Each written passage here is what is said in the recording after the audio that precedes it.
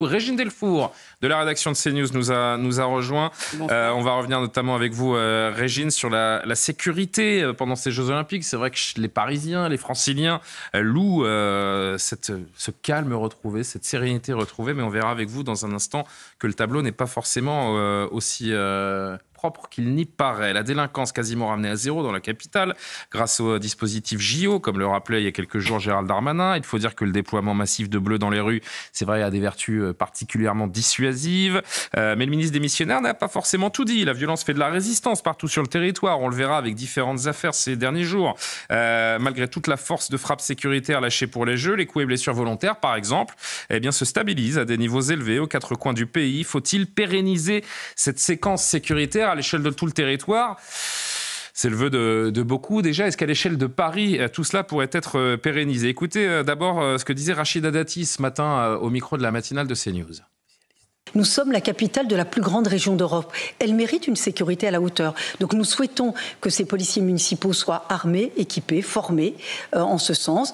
Pour certains, d'ailleurs, dédiés sur des sites, comme par exemple sur le Champ de Mars. Nous souhaitions qu'il y ait une police municipale dédiée au site du Champ de Mars. Mais nous souhaitons également un plan de développement de caméras de vidéoprotection.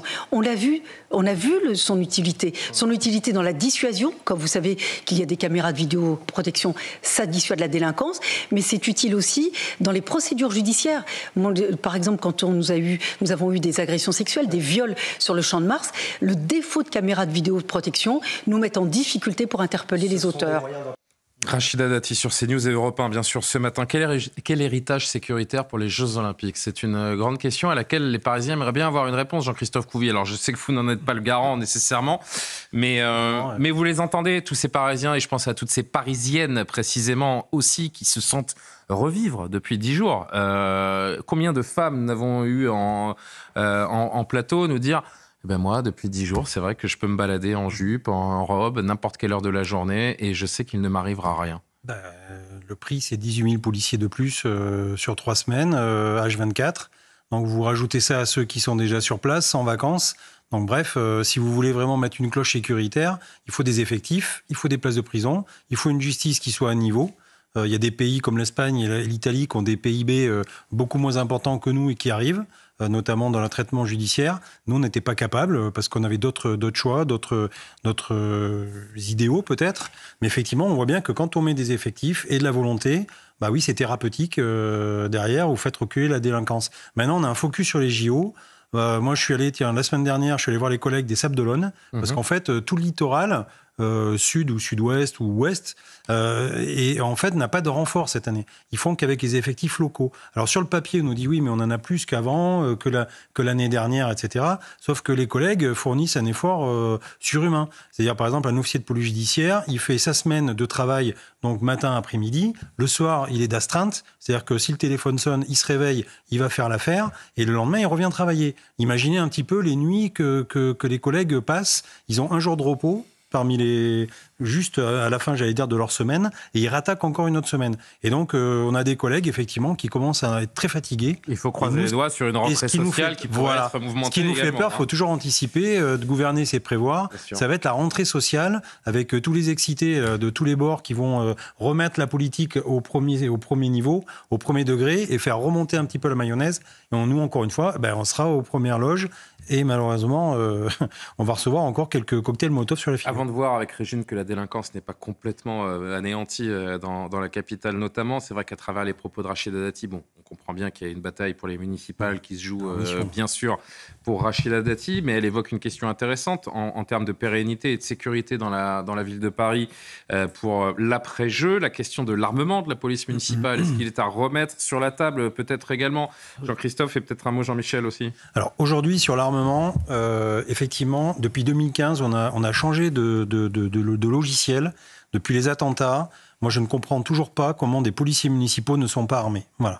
Quand vous avez dans le dos un flocage police, que ce soit police nationale, municipale, tout ce que vous voulez, je ne comprends pas aujourd'hui qu'un policier ne soit pas en état de se défendre de façon létale. Ils ne sont pas les poches vides, hein, Non, mais un taser, une matraque, franchement, quand en face de vous, il y a des gens qui sont armés, on le voit d'ailleurs dans certains quartiers, qui ont des armes de guerre, des AK-47, des Kalachnikov, etc. Je veux dire, aujourd'hui, voilà, on a changé d'air. Et donc, encore une fois, on est dans une idéologie un peu gaucho-bobo qui dit non, c'est pas possible, tout le monde il est beau, tout le monde il est gentil. Mais moi, les collègues sur le terrain, ils nous disent, nous, on n'a pas trop envie d'aller se faire allumer gratuitement. Alors après, ça dépend aussi à qui on donne ces armes-là. Et donc là, il faut revoir aussi l'encadrement, il faut revoir l'entraînement, la formation, etc.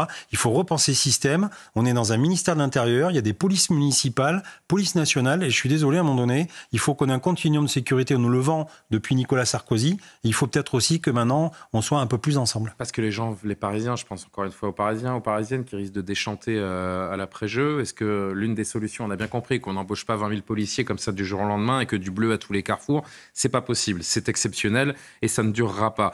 La question de l'armement de la police municipale, la question de la vidéosurveillance, peut-être à densifier là encore un petit peu plus, ce sont des pistes importantes qui doivent être suivies. Bien évidemment, et c'est pas nouveau puisque moi j'ai porté Jean-Michel Fauvergue. Quand j'étais député avec ma collègue Alice Soureau, j'ai porté une loi qui s'appelait la loi sur la sécurité globale. Pourquoi la sécurité globale ?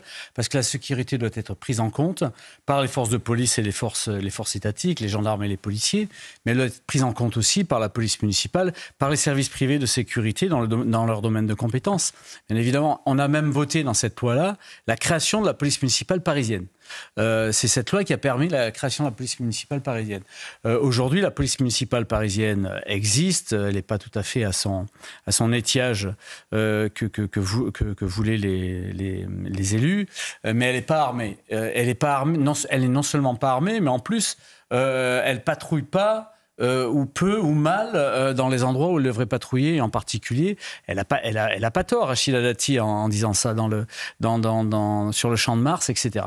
Aujourd'hui, effectivement, ce rôle de proximité, il faut aider les polices nationales et la gendarmerie nationale. Le rôle de proximité peut être tenu par les polices municipales à condition de les déployer et à condition, effectivement, qu'elles soient armées aussi, parce qu'elles deviennent, pour deux raisons. D'abord, parce que ce sont des cibles, il y a écrit police derrière le dos.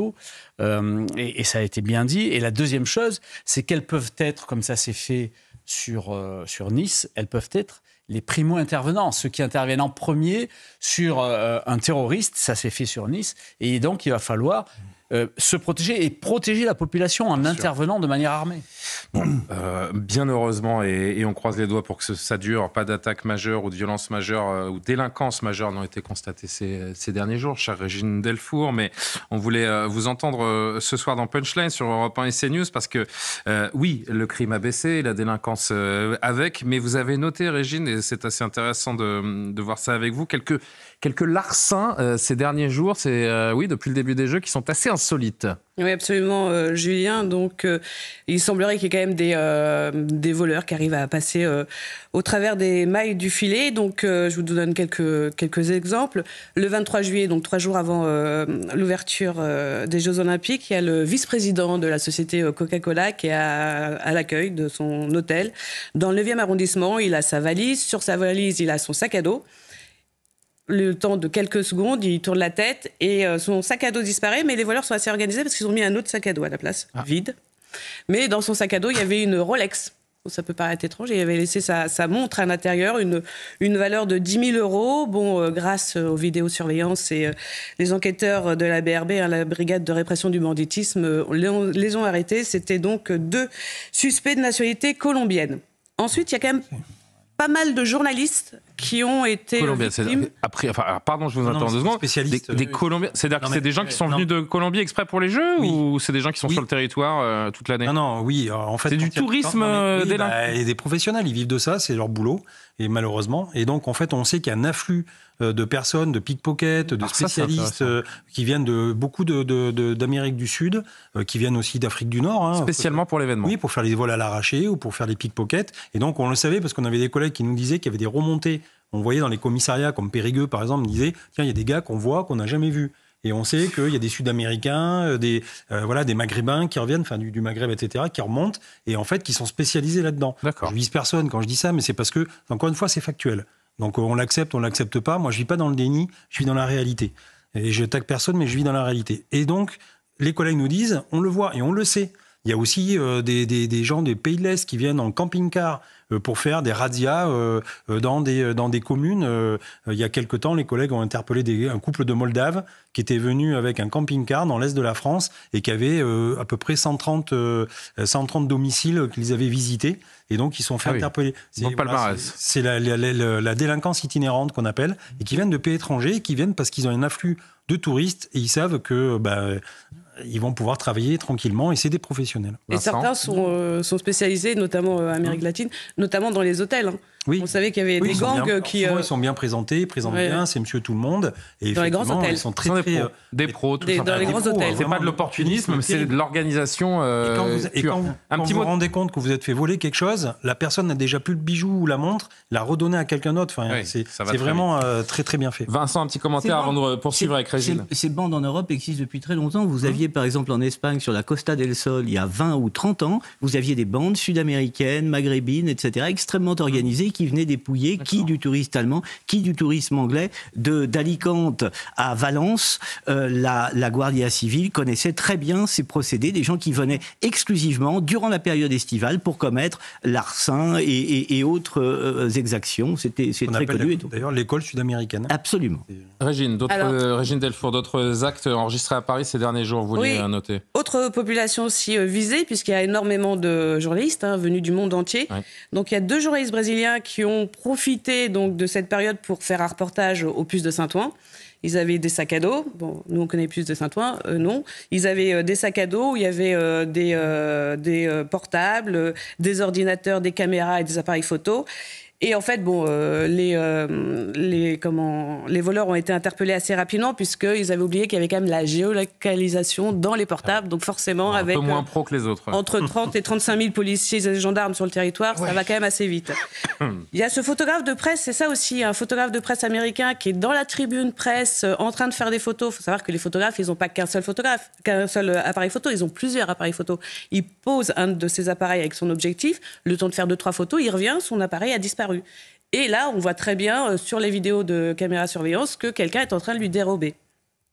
Il y a aussi le village olympique qui n'a pas été épargné, je crois, Régine. Oui, et c'est ça en fait, ces personnes étaient épargnées. On imagine surprotégé encore plus peut-être que le reste de la capitale. Théoriquement, beaucoup plus sécurisé.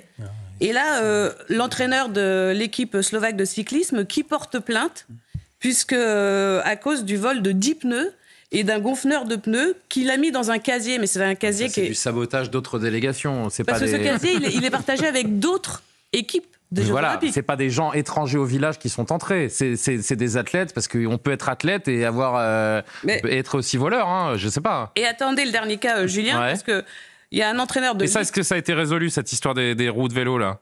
On a vu, oui, les... Donc on sait qui a fait ça? Je ne crois pas, non. D'accord, il n'a pas été identifié. Il y a l'entraîneur de l'équipe de France de basket qui, lui, a déclaré qu'il avait une tablette qui a été volée. Dans la tablette, il y avait toutes les données tactiques du jeu. Donc on peut se dire, c'est une équipe étrangère. Et le vol donc avait été... Malheureusement, on ne peut pas accuser les Russes. Non. Le vol a été commis dans la zone réservée aux athlètes et donc aux personnes accréditées, donc extrêmement sécurisé. Et le lendemain, on a trouvé la trace de cette tablette à Lille, dans un camping, et c'était un petit retraité de 68 ans qui voulait avoir un petit souvenir, qui a réussi quand même à voler cette tablette. Donc, en guise de souvenir, maintenant, il a une ordonnance pénale de 400 €. N'est-ce pas?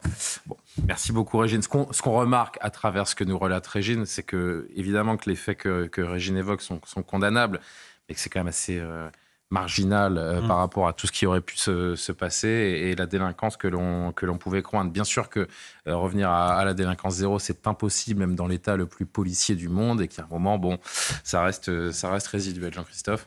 En fait, ça dépend combien les Français veulent mettre en payant des impôts.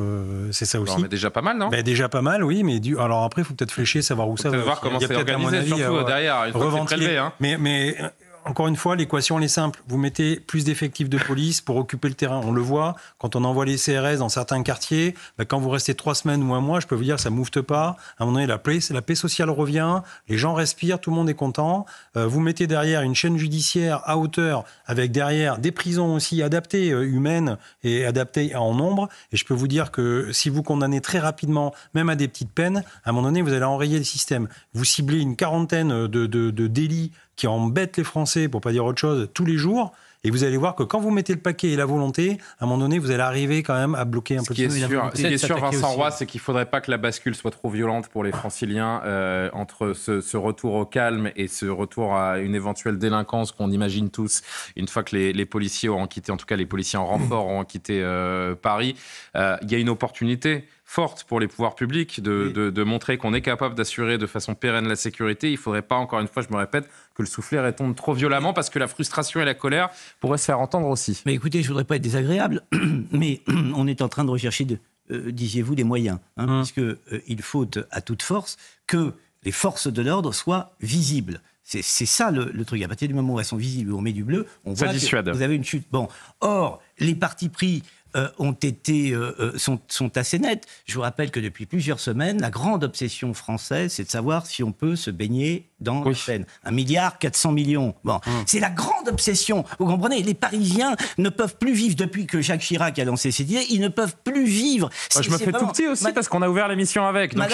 Madame Hidalgo nous a expliqué qu'on n'entend plus. D'ailleurs, elle a disparu. On ne sait plus où elle est, Madame Hidalgo. Elle s'est baignée dans la Seine. Peut-être que, oui, je ne sais pas. Ou alors elle est à l'hôpital parce qu'elle a chopé une saloperie dans la Seine. Enfin, on ne sait pas. Mais en tous les cas, ce qui est très net, c'est qu'on a consacré 1,4 milliard à ça. On ne l'a pas consacré à la sécurité des Français, à mettre du bleu, etc. Il y a 11 millions de personnes qui se sont manifestées au cours des élections, qui vous ont dit il n'y a pas assez de sécurité, trop d'immigration. Ceux-là, on ne les a pas écoutés, je ne sais pas pourquoi. Enfin, si, je sais très bien pourquoi en réalité. Et on a mis 1,4 milliard là-dedans pour que les Parisiens, pas les Français, les Parisiens, puisqu'on est quand même un État très jacobin, il n'y a pas de problème, les Parisiens puissent se baigner. Donc les choix politiques, ils sont faits. En l'occurrence, les athlètes, les Parisiens, on verra. Il n'est pas question de mettre un policier derrière chaque Parisien, ou un policier derrière chaque Lyonnais, ou un policier... Ça, on est bien d'accord. Mais on est en train, ça ne vous aura pas échappé, et notamment Gérald Darmanin, de nous parler d'héritage. On doit, après ces Jeux, avoir un héritage. Un héritage, attention, ça comporte... L'héritage, pour l'instant, c'est de conserver la vasque et je ne sais plus quel autre symbole,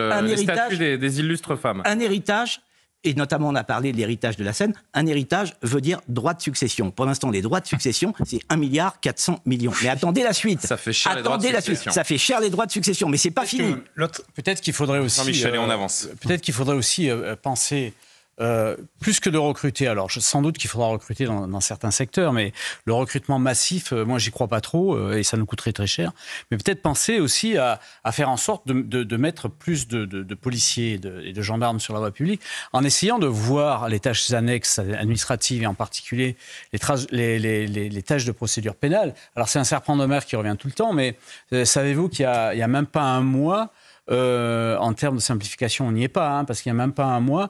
La garde à vue a été encore modifiée, les règles de la garde à vue ont été modifiées pour plus de paperasse et encore plus de notifications à l'avantage des alors que tous les policiers disent le contraire depuis des années. Des mises en cause plutôt que des victimes. Donc il faudrait peut-être, à un certain moment, essayer d'alléger un peu un certain nombre de tâches pour pouvoir remettre du flic, du gendarme, des réserves, des policiers municipaux. Qu'est-ce qui disait ça, qu'une heure sur le terrain pour un policier, c'est 7 heures derrière. C'est 6 heures, tout le monde le dit. Nous ne sommes pas encore revenus quand même du incroyable. choc de la simplification. Non, on n'en est pas encore là, en effet, Gilles Mikhaïl. L'autre héritage qu'on va garder, j'espère qu'on va même pérenniser, pourtant il a été annoncé. C'est ce rapport police-population. Parce que là, franchement, moi je vous le dis, ça se passe très bien là. Mais ça se passe super bien, on voit des selfies, il y a des citoyens qui offrent des cadeaux aux policiers, ça danse, ça chante, enfin c'est vraiment, je trouve que c'est... Un moment Charlie. Ah, un moment de grâce, la paix des braves, quelque part, autour de ça. Et c'est pour ça, et d'ailleurs, bizarrement, on ne voit plus d'hommes politiques parler. Et quand les politiques parlent plus, les Français sont heureux, et les policiers aussi, et tout le monde sont... Non mais à un moment donné, on a plus les problématiques de tous les jours. Il y a une formule qui revient souvent depuis une semaine, la politique divise, là où le sport rassemble. Et on le voit. Le Premier ministre tout trouvé, c'est Teddy Riner. Voilà. Oui, et Antoine Dupont également. Antoine On pourrait Dupont, faire surtout, un poste de Premier ministre, Et puis, il y a le de volet- co-Premier ministre. Et puis juste un petit mot, il y a le volet police, mais vous l'avez évoqué tout à l'heure, et il y a aussi le volet justice. Hein. Alors, il faut pas justement, forcément- permettez-moi de mettre en avant un autre sujet pour peut-être évoquer cette problématique également.